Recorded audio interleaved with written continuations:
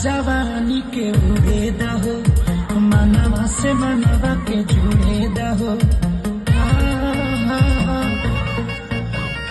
छिका जवानी के उड़े दहो, मनवा से मनवा के जुड़े